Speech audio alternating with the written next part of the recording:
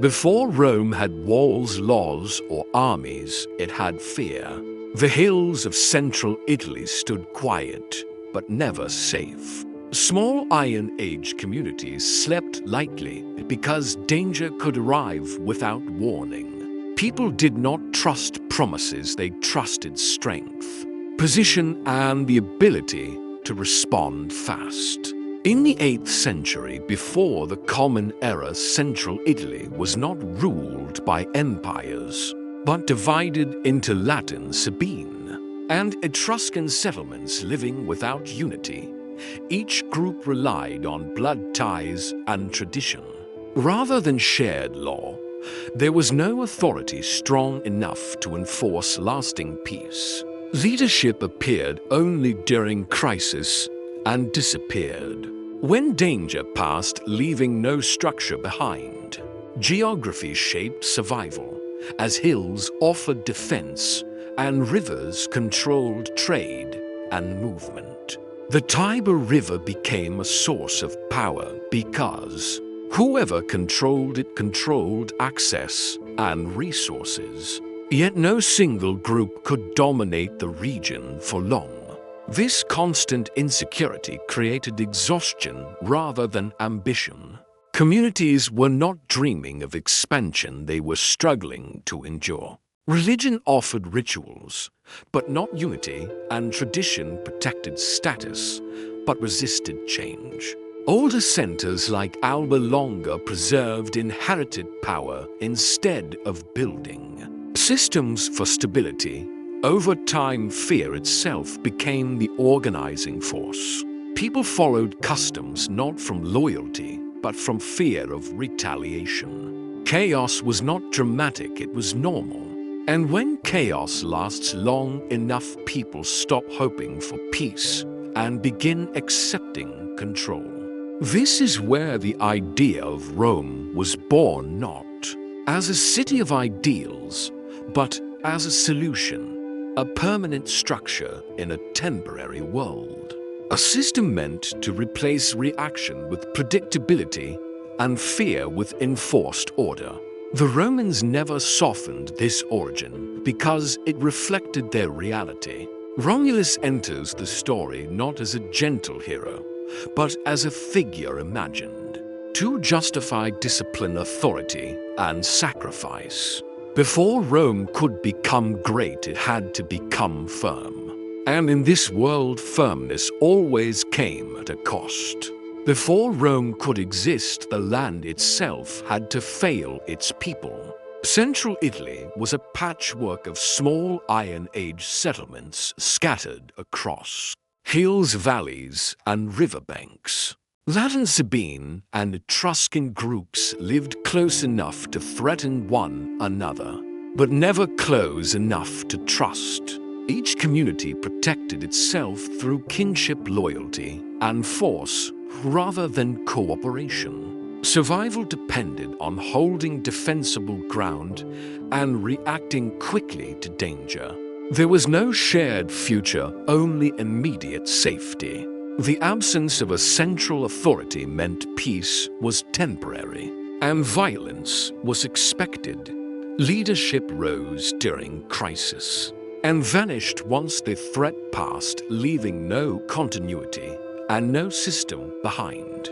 Geography reinforced division as hills separated communities, marshes slowed movement. And the Tiber River acted as both lifeline and boundary. Controlling access to land, water, and trade mattered more than controlling people. Older powers like Alba Longa relied on inherited prestige rather than innovation. Their authority was symbolic and fragile, unable to manage population movements, scarcity, and rivalry.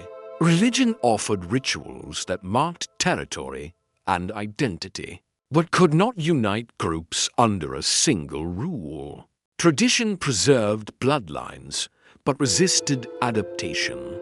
This created frustration beneath the surface because old systems no longer worked. Yet nothing new had replaced them. People sensed that survival required more than reaction. but feared surrendering autonomy to something larger. Insecurity became normal and ambition remained limited. This fractured landscape explains why Rome did not rise by overthrowing a great empire, but by filling a vacuum left by weak ones. Italy before Rome was not waiting for conquest, it was waiting for structure. A system that could replace constant reaction with permanence and fear with predictability. And this waiting shaped the kind of power that would soon emerge. As life continued in this divided land, fear slowly became routine, rather than shock. People planned their days around defense and their futures around survival. Trust rarely moved. Beyond family, and memory rarely reached further than the last attack. Without a central authority, fear itself became the system that regulated behavior. Customs were followed not because they inspired loyalty, but because breaking them invited immediate retaliation. Religion marked sacred boundaries and explained misfortune, but could not organize cooperation across tribes. Strength was respected more than fairness, and decisiveness mattered more than patience. Leadership appeared suddenly during danger and disappeared just as quickly once safety returned, leaving no continuity and no shared direction. This cycle exhausted communities because survival demanded constant vigilance. With no promise of stability, population movement increased pressure as displaced groups searched for land safety and belonging.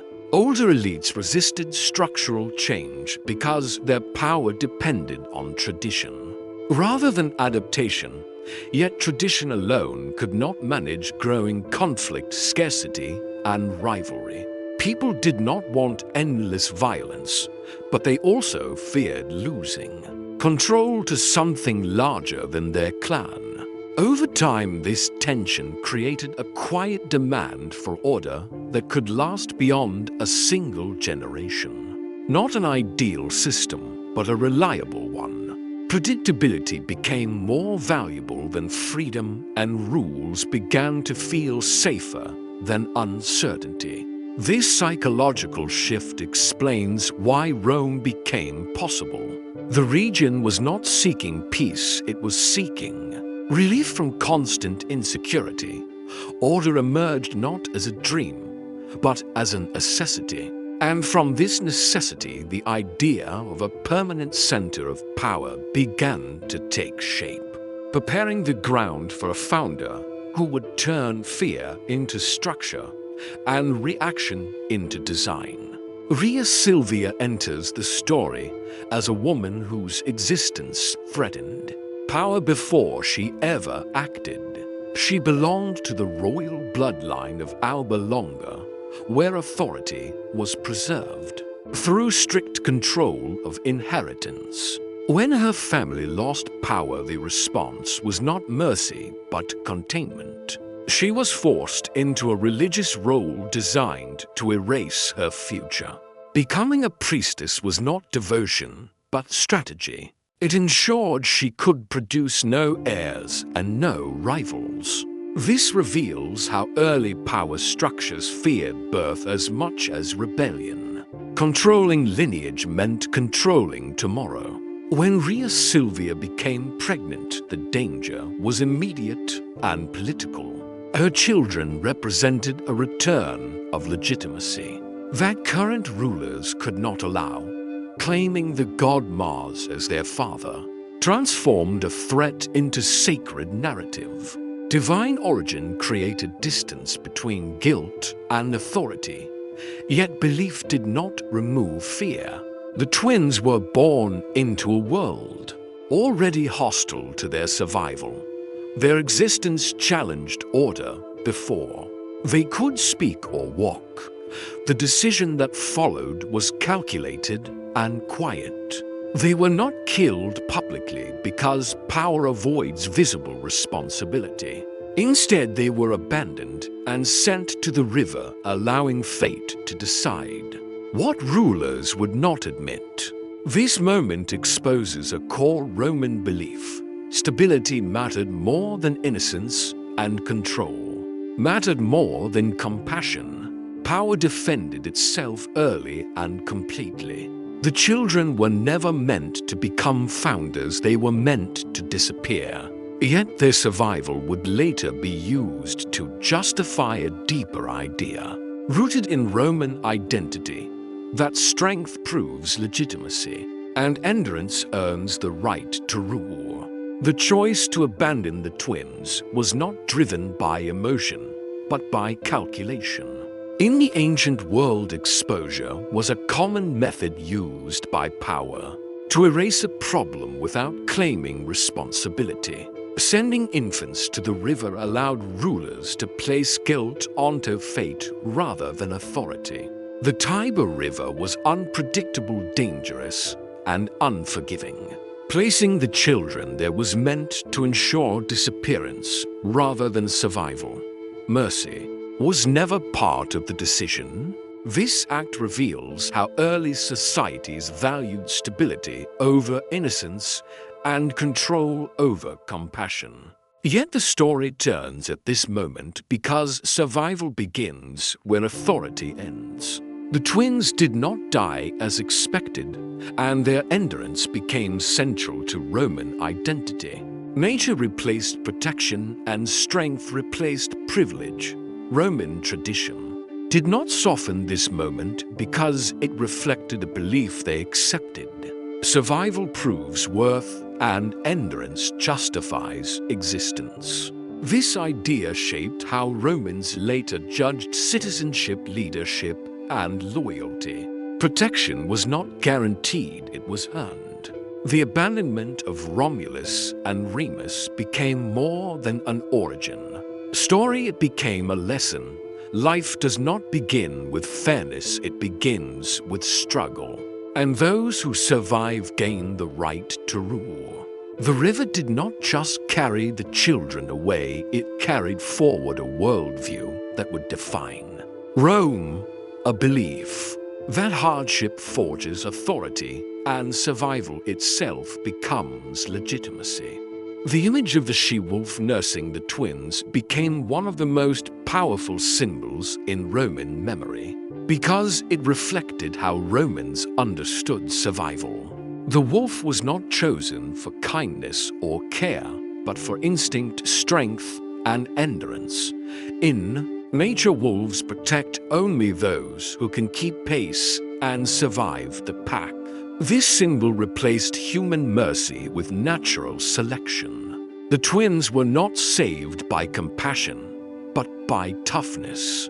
Roman tradition embraced this image because it justified a harsh truth. Leaders are shaped by struggle, not comfort. By placing their founders under the care of a wild animal, Romans removed them from ordinary society and hardened them through adversity. The wolf represented a world where protection is earned and weakness is ignored. This belief shaped Roman attitudes toward discipline, law, and authority. Endurance mattered more than origin, and resilience mattered more than innocence.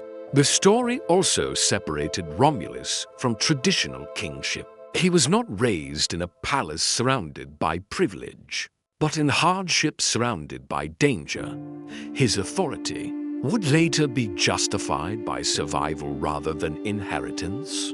The she-wolf taught Rome that strength precedes order, and that those who endure hardship gain the right to command. This symbol was not gentle or comforting, it was instructional. It told Romans why their city would rule without apology, because it believed it had been shaped by a world that rewarded only those strong enough to survive. As the twins grew into adulthood, survival shaped their identity more than ancestry. Raised among shepherds, fighters, and outsiders, they learned That leadership was earned through action, not inherited through blood. Strength, courage, and decisiveness determined respect. Both Romulus and Remus developed confidence from endurance and influence from presence. Yet this shared path created rivalry rather than unity. Neither was taught to submit, and neither believed compromise was strength. Their bond as brothers existed alongside a growing need to lead. The world that raised them rewarded dominance and punished hesitation. As their reputations spread, the question of authority became unavoidable. Two leaders could inspire loyalty, but only one could command permanence. This tension was not personal alone, it was structural. Their upbringing produced leaders without hierarchy and ambition without limits. Cooperation had no clear rules, and equality offered no resolution. Ambition sharpened differences and turned shared survival into competition. The future city demanded boundaries, and boundaries demanded a single voice. This moment reveals a core truth about Rome's origin. The city was not born from harmony, but from rivalry. Leadership in this world required separation, not balance. The path toward Rome now narrowed because the space for two equal founders no longer existed. And the decision that followed would determine not only who ruled, but what kind of city Rome would become. When the moment came to choose where the new city would rise, the decision was not guided by emotion, but by calculation. Land in Central Italy was uneven, and survival depended on position rather than beauty. The hills near the Tiber River offered natural defense, clear visibility, and control over movement. Whoever held this ground could monitor trade routes, manage access to water, and respond quickly to threats. Romulus understood that geography was not background, it was authority. The Palatine Hill stood at the center of this advantage, elevated enough to defend, close enough to the river to control exchange, and surrounded by land that could support growth. Choosing this site marked a shift from wandering survival to deliberate planning. The city would not grow by chance, it would be designed. Boundaries would regulate behavior, and location would define power. This decision also intensified rivalry. Because selecting land meant selecting leadership, the ground itself demanded singular control. The city could not be shaped by two equal voices. Geography forced resolution where negotiation failed. The act of choosing the site was the first act of rule and the first claim of ownership. It turned ambition into structure and vision into reality.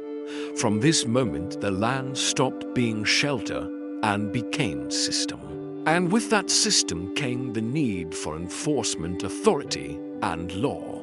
The city was no longer an idea, it was a place, and whoever defined it would define Rome itself. When rivalry could no longer be contained, Romulus and Remus turned to signs rather than compromise. In a world without written law, authority needed validation beyond strength. Omens offered legitimacy that force alone could not secure. Interpreting the will of the gods allowed power to appear chosen rather than taken. Both brothers claimed divine approval, yet interpretation became the true battleground. The same signs were seen, but understood differently. This revealed how religion functioned as a political tool rather than pure belief. Certainty mattered more than accuracy, and confidence mattered more than doubt. Romulus acted decisively, presenting his interpretation as final, while Remus questioned timing and meaning.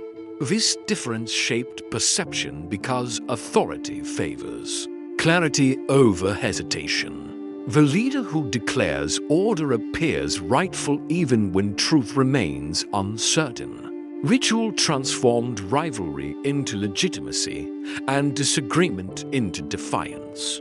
Once divine favor was announced, resistance became rebellion. This moment shows how power often begins not through consensus, but through narrative backed by action. The gods became a language through which authority could be claimed publicly and defended socially. By acting first, Romulus positioned himself as the voice of order in a moment of uncertainty. This decision narrowed the future to a single path. Leadership would now be enforced rather than shared. And the question of who ruled Rome was about to be answered not by signs alone, but by consequence. The moment that defined Rome arrived not with celebration, but with a boundary. Romulus marked the sacred line of the city, knowing that a city without limits cannot survive. When Remus crossed that line, he did more than insult his brother. He challenged the idea that rules could stand above personal will. This act turned rivalry into crisis because authority cannot exist where limits are ignored. Romulus responded not as a sibling, but as a founder shaped by a harsh world. The decision was final and irreversible. Family loyalty could not be allowed to weaken the rule that would govern everyone else. The death of Remus became the most disturbing truth in Rome's origin story. Romans did not erase this act because it explained their values clearly. Law mattered more than blood, and order mattered more than emotion. The city was placed above family because family could not protect a growing population. This was not random violence, but foundational enforcement. The first rule of Rome was obedience to structure. The message was simple and unforgiving. No one stands above the city, not even its founder's brother. This moment shaped Roman law, discipline, and identity for centuries. It showed that Rome would accept moral cost in exchange for permanence. And once this choice was made, there was no return to shared rule. Rome moved forward as a system built on limits enforced without exception. With Remus gone, Romulus stood alone at the center of a fragile creation that could collapse without structure. There was no inherited system to rely on, only fear, loyalty, and necessity. Romulus understood that survival now depended on organization rather than force alone. He gathered leading families into a council that would later be remembered as the Senate, not to share power fully, but to stabilize authority through involvement. This gave Rome continuity beyond a single leader and transformed personal rule into a functioning system. The population was divided into groups for military service, civic duty, and identity, turning scattered people into citizens bound by obligation rather than blood. The army became more than defense, it became discipline, training, obedience, unity, and shared purpose. Laws were simple, direct, and strict, designed to regulate behavior rather than inspire virtue. Romulus ruled through presence, clarity, and enforcement, making expectations visible and boundaries firm. People accepted harsh rule because it offered predictability they had never known. Rome attracted outcasts, refugees, and those rejected elsewhere because it offered belonging through participation rather than ancestry. This shift from tribal identity to civic identity was Rome's greatest innovation. Romulus did not create comfort, he created order, and order allowed growth. Fear was transformed into function and chaos into routine.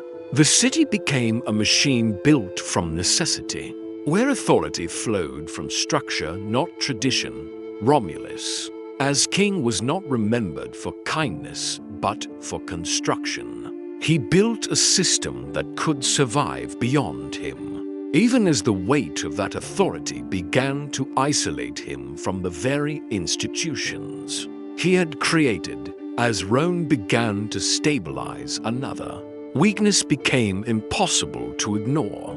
The city had warriors, laws, and ambition, but it lacked families and a future generation. Most of its people were men drawn from outcasts, fighters, and the displaced. Without women, Rome could not survive beyond a single lifetime. Neighboring communities refused alliance because they feared Rome's growth. Peaceful solutions closed quickly, and necessity replaced morality. The taking of the Sabine women was not framed by Romans as desire, but as survival logic. A calculated act meant to secure continuity rather than conquest. Violence was used not to destroy, but to integrate. The women were absorbed into Roman society, becoming wives, mothers, and citizens rather than slaves. This did not erase the trauma, but it revealed Rome's thinking. Survival justified harsh methods, and structure mattered more than consent. The resulting conflict with the Sabines threatened to undo everything Romulus had built. Yet once again, integration replaced annihilation. Enemies were not erased, they were absorbed. Sabine leaders joined Roman institutions, and former rivals became part of the system. This pattern would define Rome's expansion for centuries: domination, followed by inclusion, force followed by order. The Sabine episode shows Rome at its most honest, willing to accept moral cost in exchange for permanence. Unity was forged not through agreement, but through necessity, and the city emerged larger, stronger, and more complex. This moment confirmed Rome's identity as a state built not on purity or mercy, but on survival enforced through structure. As Rome grew stronger, the nature of Romulus's leadership began to shift in ways that were difficult to see but impossible to ignore. The skills that created the city were not the same skills required to govern it once stability arrived. Yet Romulus continued to rule as a founder rather than a steward. Authority slowly concentrated around his decisions, while institutions weakened in influence. The Senate, which was meant to balance power, became increasingly symbolic as Romulus relied more on personal judgment than shared counsel. This created tension among the leading families who had accepted strict rule in exchange for participation. Over time, participation faded and obedience replaced it. Romulus believed control was necessary to protect what he had built, but control began to isolate him from the system itself. This is the founder's trap. When a leader confuses personal authority with institutional strength, fear of disorder pushes power inward rather than outward. Loyalty becomes personal rather than civic, and rule becomes command rather than coordination. Rome remained orderly, but its leadership grew brittle. Resentment formed quietly among elites who felt sidelined, yet dependent on the very system Romulus controlled. The city had matured, but its founder had not stepped back, and this imbalance created pressure beneath the surface. Romulus may have believed that only he could preserve Rome's stability, yet this belief weakened the shared responsibility that made the city durable. The paradox became clear. The man who built Rome was now limiting its ability to evolve beyond. him. The end of Romulus did not arrive as a clear event, but as a moment carefully shaped by uncertainty. According to Roman tradition, he vanished during a violent storm while addressing the people. Thunder, dark clouds, and confusion consumed the scene, and when calm returned, the king was gone. This version of events allowed Rome to transform political crisis into sacred mystery. Disappearance became ascension, and absence became divinity. Romulus was declared a god rather than remembered, as a ruler removed from power. Yet beneath the story lies a more practical explanation. Tension between Romulus and the ruling elite had grown too strong to ignore. Institutions he created now needed space to function. Without his control, removing the founder solved a problem that reform could not. Assassination offered resolution without open civil conflict, and myth provided protection without accountability. By turning Romulus into a god, Rome preserved his authority while ending his rule. This careful balance stabilized the city. The founder was honored without being obeyed, and the Senate could assert collective leadership without rejecting the past. The storm narrative reflects how early societies managed dangerous transitions. Power shifted quietly while belief masked violence. Whether Romulus truly vanished or was killed matters less than what followed. Rome survived because authority moved from a single will to shared structure. The disappearance marked the end of personal rule and the beginning of institutional balance, showing that even the strongest founder must eventually give way to the system he created. The legacy of Romulus lived far beyond his life because it shaped how Rome understood power, survival, and identity. His story taught Romans that order is not born gently, but imposed through discipline, sacrifice, and resolve. Rome never tried to soften its beginnings because it believed honesty about force created strength. Romulus represented a truth Romans accepted without regret. That stability often demands moral cost, and permanence is rarely built through mercy alone. His life showed that the qualities needed to create a state are not the same qualities needed to govern it forever. This is why Rome learned to replace kings with shared institutions while still honoring its founder. Romulus was transformed from ruler into symbol, allowing Rome to move forward without denying its origins. His story justified strict law, military discipline, and expansion framed as order replacing chaos. Rome believed endurance validated its choices and survival proved legitimacy. This belief fueled centuries of growth, conquest, and control. Yet the memory of Romulus also carried a warning. Power must eventually yield to structure, and authority must be balanced by law. The city he created outlived him because it learned when to let go of the individual and protect the system. Rome never apologized for its beginnings because it believed its endurance was the answer. Romulus remains relevant not as a hero or villain, but as a mirror, showing how humans attempt to build permanence in a violent, uncertain world, how fear creates systems, and how systems must evolve beyond the hands that first shaped them.